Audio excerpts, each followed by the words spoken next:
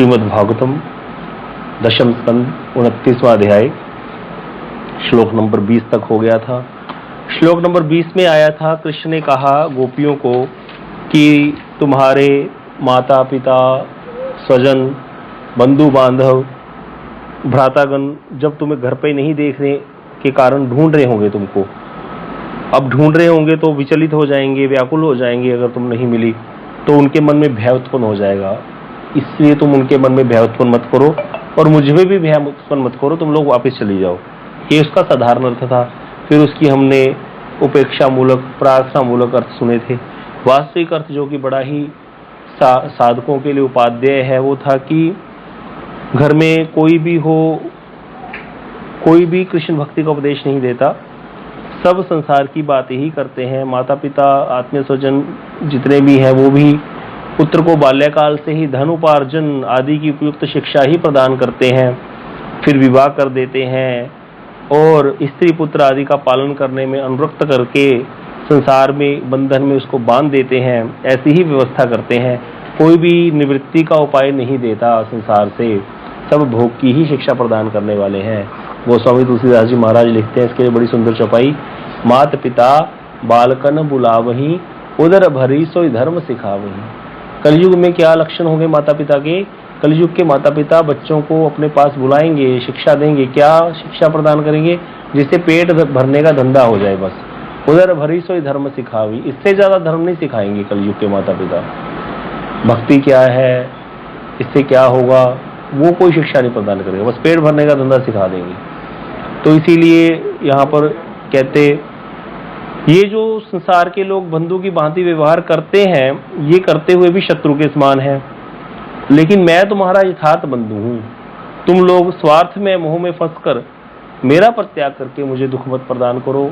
ये यहाँ पर समझना चाहिए कि यहाँ पर जो ये गोपियों का भगवान के साथ मिलन है, यही इसका जो रास का वास्तविक तात्पर्य है। ये भगवान और भक्त का मिलन है और कुछ नहीं है। ये भक्त की भगवान की सेवा की लालसा है। बाकी जो हम उपेक्षा मूलक अर्थ, प्रार्थना मूलक अर्थ सुनते हैं वो तो रस विचार है। रस विचार में प्रवेश उसी व्यक्ति का होता है जो उस लेवल तक हो। हम लोग संसार के बंधनों में बंधे हुए, मोह के जाल में फंसे हुए, हमारे लिए तो वास्तविक अर्थ ही उपादेय है, क्योंकि हमें तो यहाँ से निकलना है। अभी हम कहाँ रस की चर्चा कर सकते हैं? अभी हमारा अधिकार ही नहीं है देखा जाए तो। फिर भी गुरुदेव कहते थे सुनना पड़ेगा, सुनो, क्योंकि लोभ यहीं से आएगा। लोभ जगाने के लिए सुनना है, लेकिन साथ के साथ वास्तविक अर्थ पे ज्यादा ध्यान देना है। हमारे जैसे साधकों के लिए वास्तविक अर्थ ज्यादा उपादेय है, उस पे हमें ध्यान देना है, क्योंकि वही हमारा कल्याण करेगा। अभी हम ये प्रेम भरी बातें जो कृष्ण उपेक्षा मूलक कर रहे हैं, इतनी सुंदर सुंदर प्रार्थना मूलक बातें जो कर रहे हैं, वो सिर्फ लोभ जगाने के लिए कि भगवान कैसे सुलभ हुए पड़े हैं। इनको देखो तो सही कि कितने सुलभ हुए पड़े हैं भगवान इन ब्रजवासियों को, जो कि बड़े बड़े योगियों को भी सुलभ नहीं होते। लक्ष्मी जी स्वयं भगवान के बारे में जान नहीं पाती, स्वयं ब्रह्मा जी भगवान के मन को नहीं पढ़ पाते। वो भगवान यहाँ पर गोपियों के साथ कैसे अनुनय विनय कर रहे हैं, कितनी सुंदर सुंदर प्रार्थनाएं कर रहे हैं। ये समझने वाली यहाँ पर बात है कि कितने भगवान भक्ति के वशीभूत हैं। इसीलिए भक्ति का ही उत्कर्ष हमारे हृदय में यहाँ स्थापित होना चाहिए और भक्ति के प्रति ही हमारा लोभ जगना चाहिए। इन सब कथाओं का फल वास्तविक तभी माना जाएगा, कोई व्यक्ति अपने साधन में अगर सीरियस हो जाए, साधन भजन में और ज्यादा प्रगाढ़ रूप से लग जाए, तभी माना जाएगा कि भैया कथा यथार्थ में सुनी है। कहीं इसको सुन करके अपने आप को गोपी मान लिया, गोप मान लिया, सखा मान लिया, उससे कुछ होने वाला नहीं है। तो इसीलिए यहाँ पर ये कृष्ण ने इसका वास्तविक अर्थ दिया। श्लोक का अब अगला श्लोक करते हैं, 21 नंबर श्लोक। तो यहाँ पर जो है श्लोक का अर्थ ये है कि यहाँ पर कृष्ण कह रहे हैं कि देखो पूर्ण चंद्रमा उदित है और ये वन जो है पूर्ण चंद्रमा की किरणों से रंजित हो रहा है, और यमुना जल को स्पर्श करके क्या हो रहा है, जब पानी बहता हो उसके ऊपर वायु चले ना तेज, तो वहां से मृदु मंद गति से बहते हुए पवन से क्या होता है, वो वर्षा जो ये यमुना जी का जल है उसमें उसकी बूंदें आ गई हैं। तो कहते ऐसे पवन के द्वारा जो वृक्ष है यमुना जी के किनारे सारे वो यमुना जी के जल से भीग से गए हैं, क्योंकि वो हवा चलती है, यमुना जी के जल की छींटे वो धीरे धीरे करके वहां पर पहुंचा देती हैं पत्तों तक। पत्ते साफ हो जाते हैं, बड़े सुंदर सुंदर वृक्षों की शोभा है, मंद मंद सुगंधित वायु पवन जो है बह रहा है यमुना जी के किनारे पर।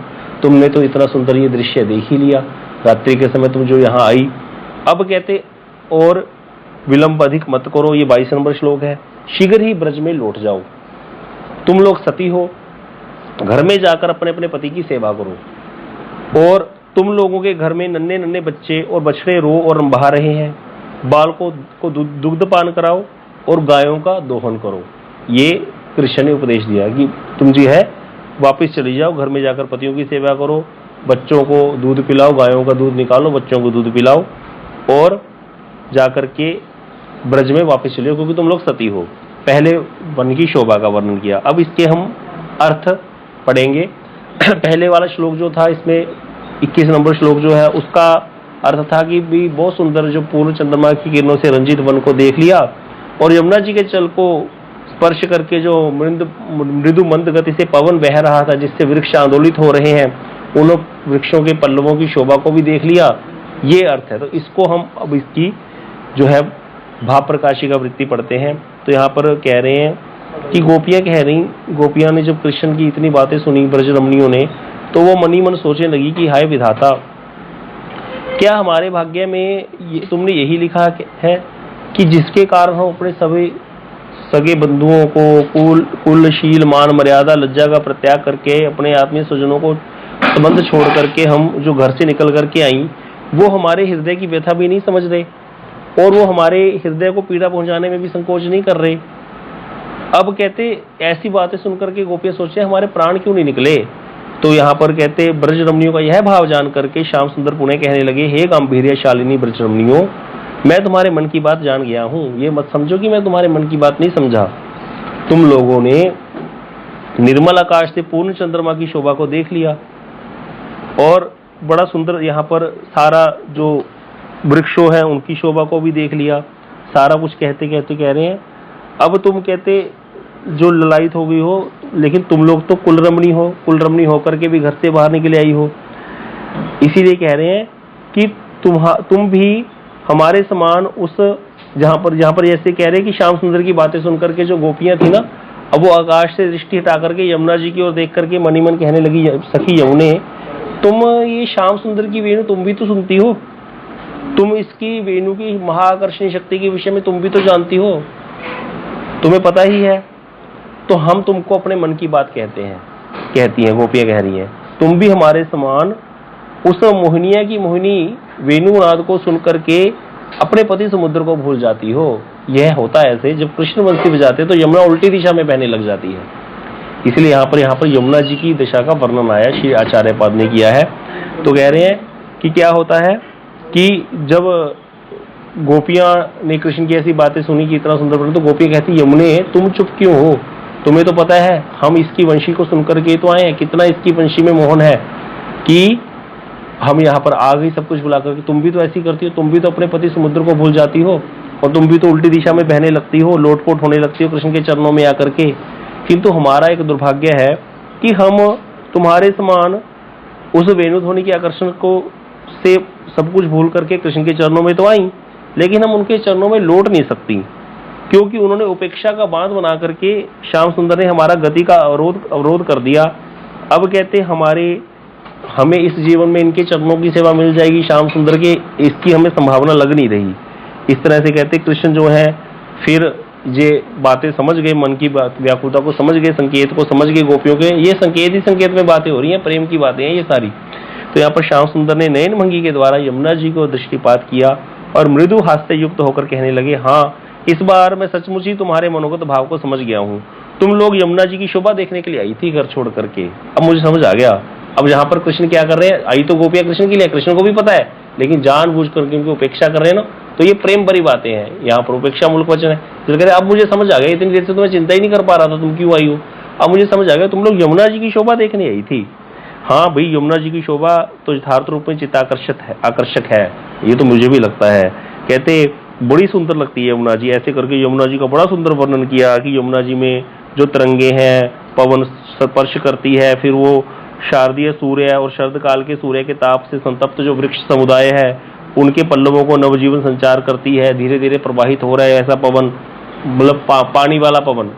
जैसे कूलर के आगे बैठ जाओ ना, तो कूलर में एक पंप होता है। आजकल तो लोगों के घरों में एसी हो गए हैं, तो पहले कूलर के आगे बच्चे लड़ाई होती थी, भाई मैं सोऊंगा कूलर के आगे, मैं सोऊंगा। क्यों? क्योंकि कूलर से ना हवा के साथ साथ पानी भी आता है। गर्मी होती है मई जून में, तो बड़ा अच्छा लगता है वो, तो वो फुहारे आती है पानी के साथ में, हवा के साथ। तो इसी तरह यमुना जी के जल के जो पानी है वो उसमें पानी हवा में चला गया है, और हवा में जाकर के जितने भी यमुना जी के किनारे सुंदर वृक्ष लगे हैं उनको वो आंदोलित कर रहा है, उनको बड़ा सुंदर बना दिया है। तो चिंता करते हैं तो बड़ा ही सुंदर लगता है, कैसा होता होगा। तो इसीलिए कह रहे हैं, कृष्ण कहते हैं हाँ भाई बड़ा ही सुंदर होता है। और यमुना जी के तट पर छोटे छोटे जो वृक्ष हैं, उनके जो कोमल कोमल पत्ते हैं और पुष्पराज यमुना जी के जल के स्पर्श से सर्वदा ही प्रफुल्लित रहते हैं। कहते यमुना जी में नील कमल खिलते हैं चलते हुए पानी में भी, और सूर्य की ताप प्रखरता मानो उनके निकट सर्वदा पराजित है। कहते सूर्य की ताप तो पहुंच ही नहीं सकता है यमुना जी के किनारे जो छोटे छोटे पौधे खिले हुए हैं, क्योंकि बड़े बड़े जो वृक्ष यहाँ पर, ये तो यहाँ पर कह रहे हैं, ऐसा हमने सुना है कि आज से 500 साल पहले यहाँ ऐसा होता था कि इतने ऊंचे ऊंचे वृक्ष थे कि पूरे ब्रज में अंदर ना, मतलब कोई व्यक्ति अगर बैठ के भजन कर रहा है तो पता नहीं चलता था, इतने ऊंचे ऊंचे वृक्ष होते थे। सहजोबाई नाम की एक थी भक्ता, वो राजस्थान से यहाँ आ गई थी ब्रज भजन करने, तो उसके पिताजी उसको ढूंढ ही नहीं पा रहे थे। तो फिर उसको किसी ने बताया था कि हाँ भाई यहाँ ये ब्रह्मकुंड पे एक स्त्री है, आई तो है कोई, वो रोती रहती है हर समय, उसके कपड़े भीग जाते हैं रोते रोते, कथा भी होती है वहां पर। तब फिर पेड़ों पर चढ़ चढ़ के देखना पड़ता था, किसी को ढूंढना पड़ता था, ऐसे होता था। कोई रहता ही नहीं था यहाँ, जंगल ही जंगल था, इतना बड़ा जंगल था। फिर जो हाँ इतना घना जंगल होगा, इतने ऊंचे ऊंचे पेड़ होंगे, तो वहां पर नीचे धूप कैसे आएगी, सूर्य का ताप कैसे पहुंचेगा वहां पर। ऐसा वाला था वृंदावन, ऐसे वृंदावन की शोभा थी। तो इसीलिए यहाँ पर कह रहे हैं कृष्ण की भाई हाँ भाई तुम जो आई हो यमुना जी के ये दर्शन करने, वो तो बात सही है, ऐसा कुछ नहीं है, ये बात सही है। तो इसीलिए कह रहे हैं जो ये विकसित कुसुम है ना यमुना जी के किनारे, जो पुष्प खिले हुए इतने सुंदर सुंदर, ये संकेत से जगत को बता रहे हैं कि यहाँ किसी भी प्रकार के ताप का अधिकार नहीं है, क्योंकि हम कृष्ण की नगरी में हैं। यमुना जी के किनारे का आश्रय ग्रहण करने से समस्त प्रकार के ताप पूर्णतः दूर हो जाते हैं। यमुनाष्टक में ये आता भी है कि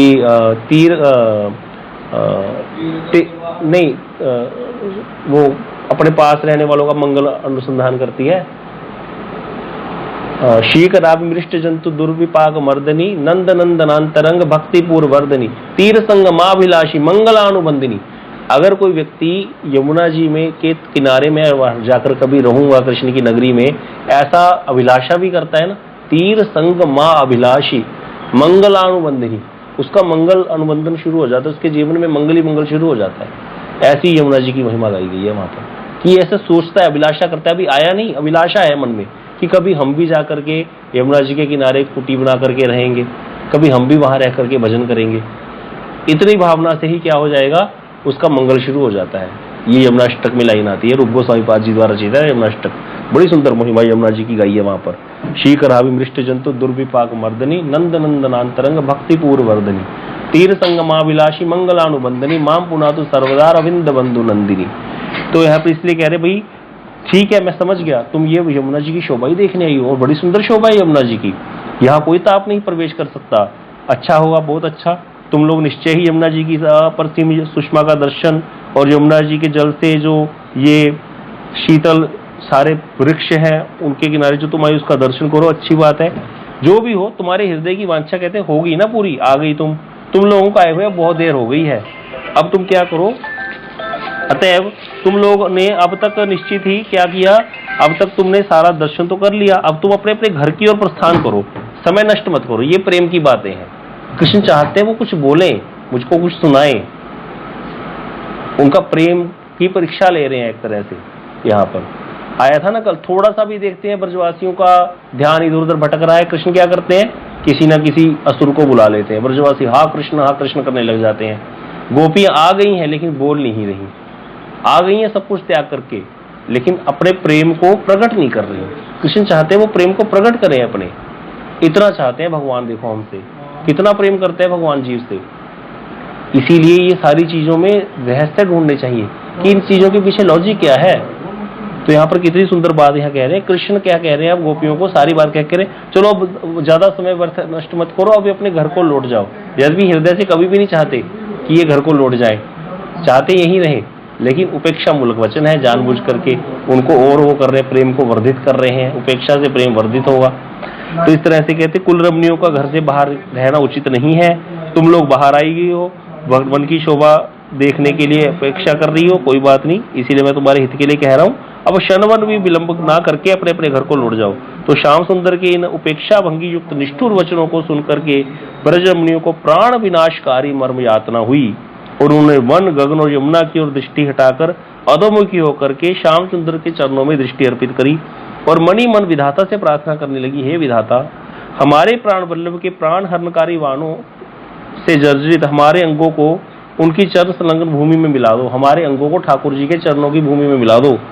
अब हम हताश होकर के अपने जीवन का बोझ उठा नहीं सकती। इतना गोपियों को परेशान कर दिया कृष्ण ने, ऐसे ऐसे वचन बोले हैं जिससे कि गोपियां जो है किसी तरीके से बोले तो सही। तो इस तरह से कहते, अब यहाँ पर जब कृष्ण ने देखा गोपियां तो बड़ी ही निराश हो गई। अब यहाँ पर ये उनके सुललित अंगों और भू नयनों का संचालन कर कृष्ण ने ब्रज रमणियों की ओर ऐसे संकेत किया जिसको ब्रज रमणियों को ये धारणा हो रही है कि अब कृष्ण जो है उनके आगमन से क्या हो गए हैं, प्रसन्न हो गए हैं। और जो ये खिले हैं, पुष्प खिले हैं, यमुना जी की जो शोभा है उसका वर्णन करके उनको यहाँ रुकने के लिए कह रहे हैं, मतलब प्रार्थना मूलक लगने लगा गोपियों को थोड़ी देर में ही। तो विविध प्रकार के विलास का संकेत दे रहे हैं कृष्ण, ऐसा गोपियों को लगने लगा। इसीलिए कहते गोपी को क्या लगने लगा कि कृष्ण क्या कह रहे हैं, अपनी तर्जनी उंगली से मौन संकेत करके कह रहे हैं और नयन भंगी से कुसुमित वन को, वृंदावन को जो है और विविध कुसुमित कुंज भवन को दिखा करके वृंदा ब्रजरमणियों की विलास वासना को उदीप्त करने के लिए उनको कह रहे हैं कि हे ब्रजरमणियों, देखो तो सही कितने सुंदर सुंदर कुंज बने हुए हैं, तुम परम सौभाग्यवती ब्रजरमणियों, तुम सब लोग सब कुछ त्याग करके सब उन्हों में आकर के चुप क्यों खड़ी हो, आओ आओ मेरे साथ इन कुंजों में आकर के यहाँ पर निमग्न हो जाओ आनंद में। और देखो कितना सुंदर यमुना जी का किनारा है, कैसे सुंदर सुंदर पुष्प खिले हुए हैं, वो सिर्फ तुम्हारे लिए ही प्रस्फुटित हुए हैं। तुम लोग आकर के कह रहे हैं, ये पुष्प कह रहे हैं, तुम लोग आकर हमारा चयन करो और हमारे प्राण वल्लभ के गले में पहनाने के लिए माला बनाओ, पुष्पों का आभरण को और पुष्पशैया की रचना करो। ऐसा कृष्ण जो है गोपियों को कह रही है, ये प्रार्थना मूलक हो गए।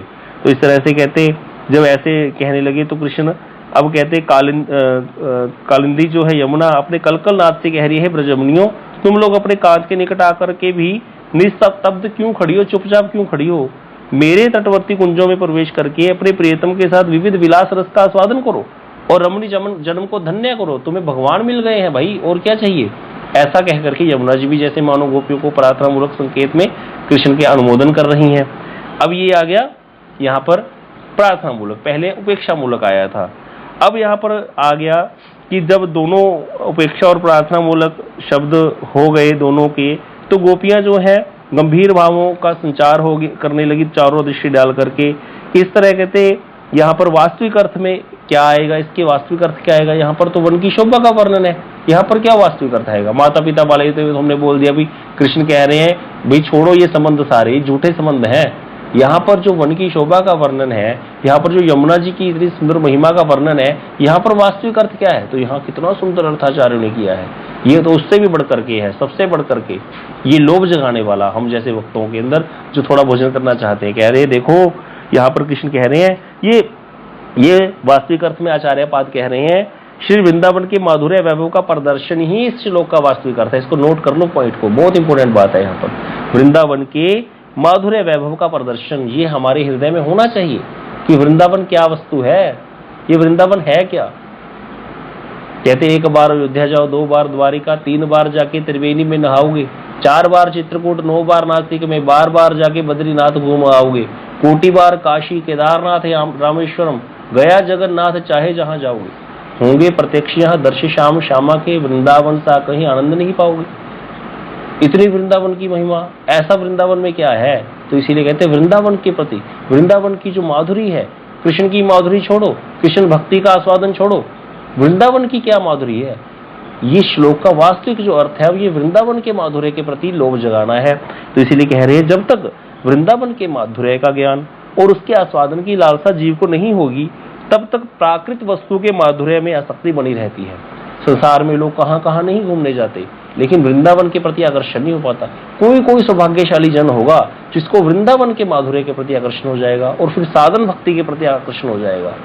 कोई जो विरला होगा, जिसको सदगुरु मिल जाएंगे, सदगुरु की प्राप्ति होगी, वृंदावन के प्रति लोभ होगा और फिर वो भजन में प्रवृत्त हो जाएगा। बहुत ही विरला, बहुत ही विरला, कोई साधारण नहीं है। इसीलिए इस श्लोक में यहाँ पर जो वार्षिक अर्थ इसका, जो यमुना जी की पुलन की महिमा आई, जो ये मंद मंद कह रहे, ये जो पूर्ण चंद्रमा ने विकसित होकर के वन को कैसे सुंदर बना दिया है, तो ये वृंदावन की माधुरी का वर्णन है, और कहीं नहीं है ऐसी माधुरी। तो इसीलिए कह रहे हैं जब तक इस माधुर्य के आस्वादन के प्रति लालसा नहीं होगी, तब तक प्राकृत जो संसार के, भाई मुझे स्विट्जरलैंड देखना है, मुझे मॉस्को जाना है, मुझे वो देश घूम के आना है, मुझे यहाँ घूम के आना है, मुझे वहां घूम के आना है, ये तब तक ही बना रहेगा। इसीलिए एक जगह कहा गया, तावत रागादेह तावत कारागृह गृहम तावत मोहंगरी निगड़ो यावत कृष्ण नाते जना। तब तक क्या है, राग आदि जो सारे चोर है, काम क्रोध लोभ मोह मत्सर सब तंग करते हैं, राग भी संसार में रहते, तावत राग आदय तावत कारागृह गृहम, तब तक घर कारागार है, घर गृहस्थी जो है कारागार है, इससे निकलना मुश्किल नहीं, आसान नहीं है। तावत मोह, तब तक मोह की बेड़ियां हैं जीव को, यावत कृष्ण नाते जन, जब तक कृष्ण जीव आपका नहीं हो जाता। जब कोई आपका हो गया, एक बार उसने हाथ उठाकर बोल दिया कृष्ण मैं तेरा हूं, देख लेना मुझे, बस फिर कहते ये सब चीजें अपने आप टूटने लग जाती हैं, ये बेड़ियां। फिर ये कारागर जो घर है कारागार नहीं रहता, फिर ये मोह की जंजीरें उसको बांध नहीं सकती, फिर वो राग आदि नहीं रहेगा उसका संसार में। तो जब तक जीव, इसी प्रकार ये तो कृष्ण के लिए बोला, इसी प्रकार वृंदावन के माधुर्य का बोल रहे हैं कि जब तक वृंदावन के माधुर्य का ज्ञान, उसके आस्वादन की लालसा नहीं जगती, तब तक संसार के जो प्राकृत संसार के माधुर्य हैं उनके प्रति लालसा बनी रहती है। इसीलिए किसी भी व्यक्ति को, आप सब कथा सुन रहे हो, जिसको लगने लगा ना कहीं भी जाकर क्या करने आए यहाँ फालतू है, इसका मतलब थोड़ा कुछ चेंज हुआ है। वृंदावन में आके अच्छा लगे और सब जगह वहां जाके कहीं भी घूमने जाए तो लगे अच्छा नहीं लग रहा, तो इसका मतलब कुछ चेंज हुआ, कुछ कृपा हुई है। नहीं तो अभी अगर घूमना फिरना अच्छा लग रहा है, बढ़िया माल पूरे अच्छे लग रहे हैं, सब अच्छा लग रहा है, तो तब कुछ नहीं हुआ। बड़ा सुंदर पद है, जो तो ही राम लागते मीठे, षड्रस भोजन सब लगते फीके, जितना भी कुछ है सब फीका लगने लग जाएगा जिस दिन भगवान मीठे लगने लग गए। जिस दिन वृंदावन की भूमि से वास्तविक प्रेम हो गया, तब और कहीं नहीं जाएगी व्यक्ति। किससे नजर मिलाऊं तुझे देखने के बाद, सर किस तरफ झुकाऊं तुझे देखने के बाद, फिर तो यही कहता है, फिर और कहीं नहीं झुकेगा सर, फिर और किसी से नजर नहीं मिलेगी, फिर और कहीं जाने का मन नहीं करेगा। तो यहाँ पर ये कह रहे हैं, इसीलिए कहते श्री भगवान अपने चरणों में जो एकांत शरणागत भक्त है, उन एकांत शरणागत भक्तों के प्राकृत वस्तु के मोह को दूर करने के लिए क्या करते हैं, उनके हृदय में वृंदावन के जो माधुर्य है उसका प्रकाश करने के लिए ऐसी लीलाएं करते हैं। किनके लिए? अपने शरणागत भक्तों के। जैसे मैं कहूँ मैं भजन तो कर रहा हूँ, लेकिन मेरे अंदर बड़ी लालसाएं हैं संसार की अभी, तो भगवान क्या करते हैं, इस प्रकार की जो है लीलाएं करते हैं, उस ऐसे माधुर्य को प्रकाशित करने के लिए अपने धाम के प्रति, कि मेरे धाम का माधुर्य देखो। तुम किस माधुर्य को देखना चाहते हो मेरे भक्त? तुम कहते तो अपने आप को मेरा भक्त हो, लेकिन अभी तो तुम मेरे भक्त बने ही नहीं। इसीलिए उसको और भक्त बनाने के लिए भगवान क्या करते हैं, अपनी रूप माधुरी, अपने धाम की माधुरी का विस्तार करते हैं। तो ये वृंदावन के धाम की माधुरी का विस्तार है। तो कह रहे मायाबद्ध जीव को ब्रज के वैभव के विषय में कोई ज्ञान नहीं है। इसकी हम कल विशद चर्चा करेंगे अगर याद कराओगे। इसलिए वे प्राकृतिक वैभव को देख करके मुग्ध हो जाते हैं। रुक्मिणी देवी के मन में आ गया था कि ये ब्रजवासियों का क्या वैभव है, जो हमारा, हम सोने के मुकुट पहनने वाली, हीरे रतन जटित हार पहनने वाली, अरे ये ब्रज की गोपियां कंडे थापने वाली, इनका क्या है, इनके अंदर ऐसा ऐसी क्या इनका वैभव है जो हमारा वैभव है? ये कंडे थापने वालों का क्या वैभव है? कि इतना सुंदर वहां पे बाबा महाराज की कथा सुनाते थे, जब द्वारका की जो ये रुक्मिणी आदि रमणियां हैं, जब ये द्वारका की महिषियां जब राधा जी को मिलने गई कुरुक्षेत्र में, जब मिलन हुआ तो वैभव देख करके हिल गई। सारा ही मणियों से बना हुआ राधा जी का जो शिवर था, सारा मणि जटित, रत्न जटित, वो चौखट जो थी ना, चौखट भी रत्नों से बनी हुई, रत्न जटित चौखट थी। ऐसा वैभव तो रुक्मिणी ने भी देखा था। लक्ष्मी देवी, सौभाग्य की देवी लक्ष्मी देवी, श्री है वो, लक्ष्मी है वो, उसने भी ऐसा वैभव कभी देखा नहीं था अपने महलों में। जब देखा तब समझ में आया ये क्या वैभव है। इसीलिए यहाँ पर कह रहे हैं कि जब तक जीव को ब्रज के वैभव के विषय में ज्ञान नहीं है, तो प्राकृत वैभव को देख करके वो मुग्ध हो जाते हैं और उसे ही भोग करने के लिए उत्सुक रहते हैं, क्योंकि जो दिख रहा है उसी को भोग करेगा व्यक्ति, क्योंकि उसको पता ही नहीं वृंदावन का वैभव क्या है। तो श्री भगवान के चरणों में एकांत शरणागत होकर के शुद्ध भक्ति याचन करते करते श्री भगवान की अपार करुणा से यदि किसी जीव को ब्रज वैभव सिंधु के कण का भी अनुभव हो जाए कि ब्रज का वैभव क्या है, तब उसके समक्ष पार्थिव अर्थात पार्थिव वैभव, इस पृथ्वी के जितने वैभव हैं, स्वर्ग का वैभव, मोक्ष का वैभव, सब तुच्छ हो जाता है। इसलिए कहते हैं मुक्ति कहे गोपाल से मेरी मुक्ति बताए। अरे ब्रज रज उड़ मस्तक लगे, मुक्ति मुक्त हो जाए। कर्म धर्म जहां बंधे जेवरी, मुक्ति भरे जहां पानी, वृंदावन के दो राजा कृष्ण राधिका रानी। बड़ा सुंदर पद है व्यासदेव जी महाराज जी का। कर्म धर्म जहां बंधे जेवरी, मुक्ति भरे जहां पानी, ऐसी वहां महिमा गाई गई है वृंदावन धाम। इसीलिए यहाँ पर कह रहे हैं कि ब्रज के एक इस वैभव के एक कण का, एक दिन श्री प्रभु जी ने थोड़े दिन पहले 2-1.5 महीना हुआ होगा कथा सुनाई थी कि सनातन गोसाई पाद जी ब्रज बृहद भागवतामृतम में कह रहे हैं कि वृंदावन का एक लता जो है ना, लता एक पत्ता वृंदावन के जो वृक्ष खिले हुए हैं, उसके अंदर इतनी सामर्थ्य है कि वो एक जीव को इस संसार के सारे सुख, मोक्ष का सुख, स्वर्ग के सुख, कोई सुख मर्जी, मतलब भगवान के धाम का भी सुख, सब कुछ दे सकता है। भाई हम लोग तो अपनी छोटी छोटी प्रॉब्लम में उलझे होते हैं ना, किसी का कोई काम नहीं बन रहा, वो उसी की चिंता कर रहा होता है, माला करते जा रहा होता है। मान लो वृंदावन में रह रहा है मेरे जैसा व्यक्ति, वो माला कर रहा है, परिक्रमा कर रहा है, तो अपनी चिंताओं में मगर रहता है ना, माला में ध्यान कहाँ होता है, इधर उधर ध्यान रहता है। लेकिन एक पत्ते के अंदर भी इतनी शक्ति है वृंदावन के अंदर कि वो उसकी सारी अभिलाषाएं पूर्ण कर सकता है। लेकिन फिर भी क्यों नहीं करता कि वो अपना वही वाला वैभव रखते हैं, दिखाते नहीं है वृंदावन के जो सारी चीजें हैं यहाँ पर। क्यों? क्योंकि वो उसके कल्याण के लिए, कि अगर इसको ये सारी चीजें एकदम से मिल जाएगी तो इसका नाश हो जाएगा। तो वृंदावन की कोई लेकिन माधुरी का, वृंदावन के वैभव का किसी भी संसार के किसी भी जो लोक है उसके वैभव के साथ तुलना नहीं की जा सकती। चाहे वो शिवलोक है, चाहे वो ब्रह्मलोक है, चाहे वो विष्णु के जितने पर्वों में नरसिंह लोक है, कूर्म लोक है, वराह लोक है, सारे भगवान अपने अपने उसमें रहते हैं नारायण रूप में और अपने अपने धाम में रहते, किसी का वैभव नहीं है वृंदावन के समान। और अब एक चीज और कोई बोल सकता है कि चलो ये तो वहां की जो नित्य गोलोक धाम है उसकी बात हो रही होगी, यहाँ पर जो भौम वृंदावन है उसकी बात नहीं। भौम वृंदावन भी सेम ही है, ये तो हमारी आंख पे पड़ता है। भौम वृंदावन का वैभव भी वैसा ही है जैसा उस नित्य गोलोक धाम का वैभव है। इसको आचार्य पाद बहुत महिमा, श्री रूप गोस्वामी पाद जी ने तो यहाँ तक लिखा है कि जो नित्य गोलोक धाम ऊपर है उससे भी ज्यादा उपादेय ये वाला धाम है। इसका उत्तर दे सकता है कोई? क्यों? उससे भी ज्यादा दयालु ये वाला धाम है भौम वृंदावन, ऊपर वाले नित्य गोलोक धाम वृंदावन से। ये जो यहाँ पर भूमि पर वृंदावन है, जहाँ पर हम आना जाना करते हैं, ये ज्यादा हमारे लिए करुणामयी है, ज्यादा जो है वात्सल्यमयी है, ये ज्यादा उपाध्याय है। क्यों क्यों कहा रूप गोस्वामी जी ने? इसके अंदर बोले ज्यादा शक्ति है। हाँ जी प्रभु जी बताइए।